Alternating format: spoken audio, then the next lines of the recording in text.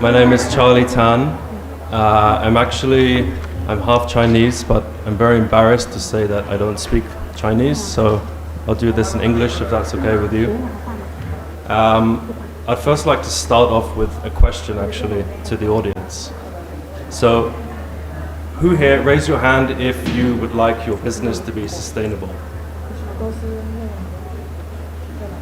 Just one? Anyone else? Keep your hand up if you'd like to also be profitable. Keep your hand up if you think you can be sustainable and profitable at the same time. Okay, it's a relief that a couple of you also kept your hand up. So this is really what is the, let's say this is really the focus of the Global Impact Coalition. It's on chemical companies coming together to collaborate to be sustainable, but also to understand that they need to be profitable in this space as well. Maybe if I take a step back quickly, there are three, as far as I can see, three eras of, let's say, sustainable business leadership. I think the first was around a decade ago, and this was really setting the alarm bells and setting the long-term ambitions of what it means to be sustainable. The second era is really about further embedding and integrating sustainability across our own business and across our own value chains. And I think the third era is really the era we're in now, which is really about accelerating this delivery, not just from our own company perspective, but actually from an industry collaboration perspective. So focusing on the tangible outcomes of progress. So this third era really speaks to the mission of the Global Impact Coalition. So really, as we in the chemical industry drive towards net zero, and as we go on this journey, do we need to go alone in this journey, or can actually we go together? So industry leaders set up the Global Impact Coalition really to answer this question, to understand that we have to be sustainable, but also sustainability, if you look at the longevity of this, needs to be based on being commercially viable. So what is the Global Impact Coalition?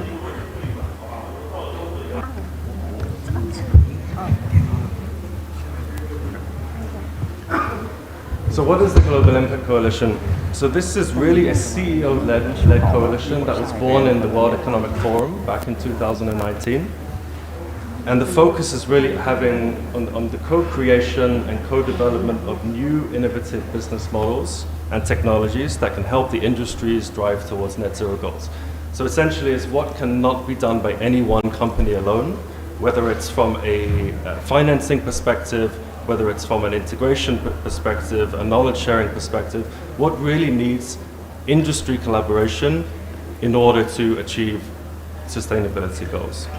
We do this by a partnership that we have with Boston Consulting Group as well, who look at, now that we have these great companies that you see on the bottom in the room, how do we actually get stuff done? How do we actually form these new business models?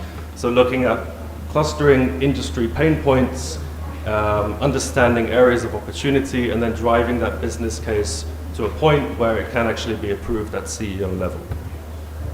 We also provide, let's say, all of the legal and operating frameworks, so it's very important that companies in some areas are competitors, but are actually willing and encouraged to share information in order to actually get to these areas of opportunities.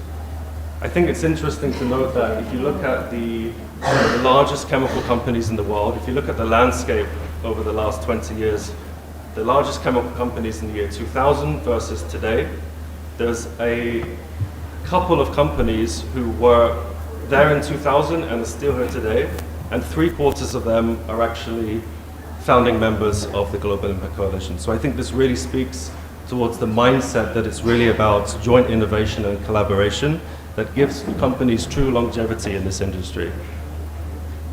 So, as you can see, we were incubated at the World Economic Forum. Why were we incubated there? Essentially, one, because it's really a CEO-led coalition. So this is really the CEO standing up saying, we are leaders in the industry and we understand that in order to really be sustainable, we have to collaborate together. A lot of the projects, which we will talk about in a minute, a lot of the projects, by nature of being very innovative, are sometimes in the early stages not that commercially viable because of the nature of being innovative. So pulling in policymakers, pulling in the regulatory players, the financing players, it's very, very important to getting early stage business models off the ground. So the CEOs really want to send a message with this for an industry that accounts for 6% of global emissions, and really work together to solve complex issues that of today, really around climate change and decarbonization. And really the mission is, if it doesn't come from the top, if this isn't coming from the CEOs, then who can it actually come from? So far,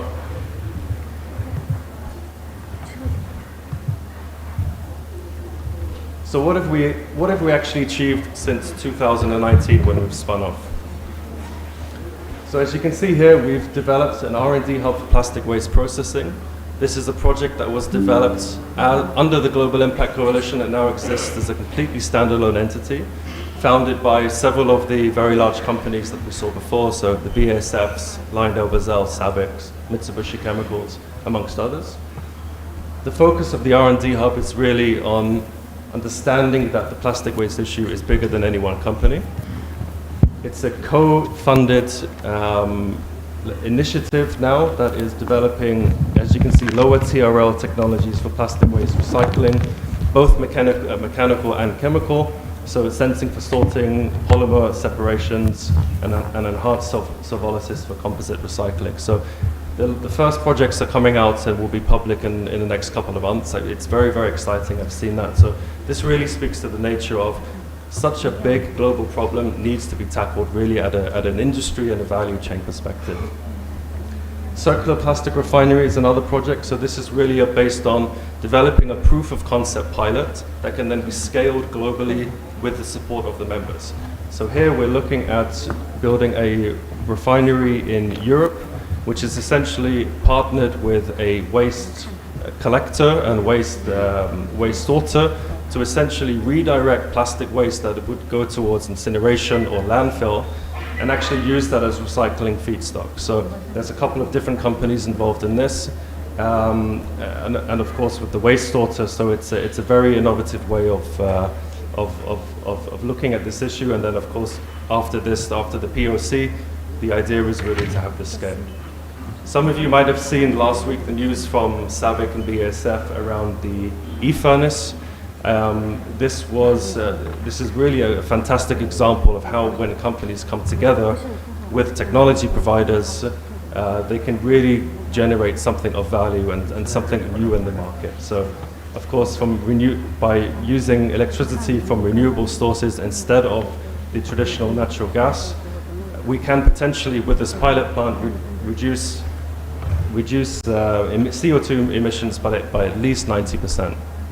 So I think it's really important, and this is why it's good that we have this discussion, of course, in China, where it's such a big, it's the biggest chemical production really in the world. If we look at the companies in green here, these are the companies who have founded the Global Impact Coalition. But we don't want to stop there. Of course, to be truly global and to have true impact, we need to diversify geographically and also from a value chain perspective. So this is really something that we're looking at working on now.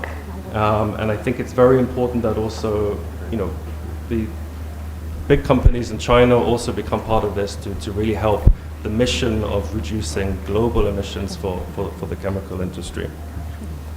I think building of trust is very, very important, and this is something that when we started in 2019, it was very difficult, to be honest. So we have companies who are in some elements competitors. How do you get them to collaborate? How do you get them to see sort of the bigger mission about what you're doing? It took quite a long time to build trust really in an industry that is, to be honest, I think not always so willing to be open and collaborative. Things are changing now, of course.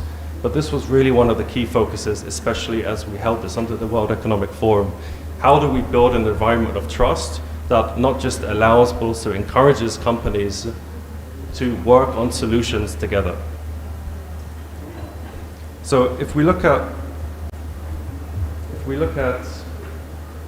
where have we come since the Global Impact Coalition was relaunched independently about 6 months ago.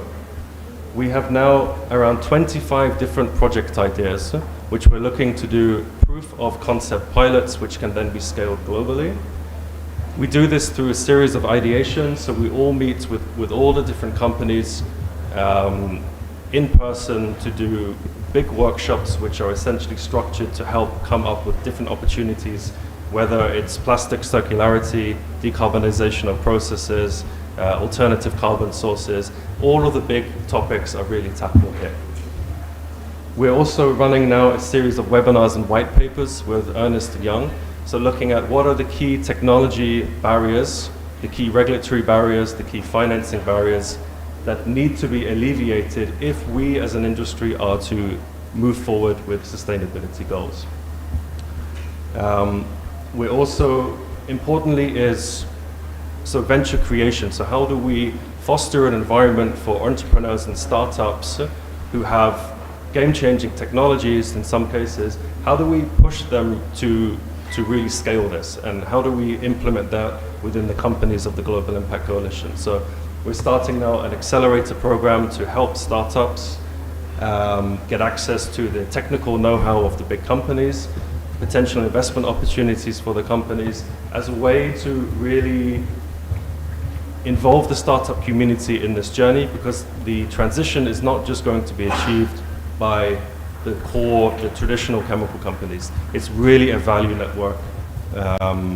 It's really a value network effort. And of course, universities and researchers. So how do we best partner with the leading scientists, with the leading research institutes to drive lower TRL projects and portfolios to fruition? What do they need from the traditional chemical producer or chemical value chain companies in order to take that one step further? So this is also something that we form as part of the Global Impact Coalition.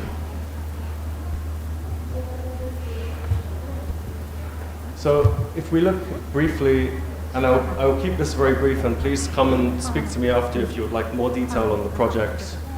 So the way that we essentially look to divide this as a collection of companies is to focus on what are the core global impact topics. So what is keeping the CEOs up at night? What do they want fixed today, not tomorrow? So energy transition enablement, chemical safety and pollution, circularity of polymers, you can see them all up here. Very, very key that we focus on these areas, and then the projects that we work on at a business case level are essentially an extension of one or more of these global impact topics. So if you see here at the bottom, these are the current projects that we're working on. So just to give you an example, an automotive plastic circularity consortium. So this is essentially looking to have a marketplace really for the disassembly of automotive plastics, for companies then to get access to the polymer waste stream. So I think the automotive industry in general, it's not greatly set up for circularity. Yes, the metals are always recycled, but actually the plastics, there are more than 50 different plastic types from any one car. This is something that cannot be solved by any one company alone. This is a really good example of why industry collaboration is important if we are to change the status quo here.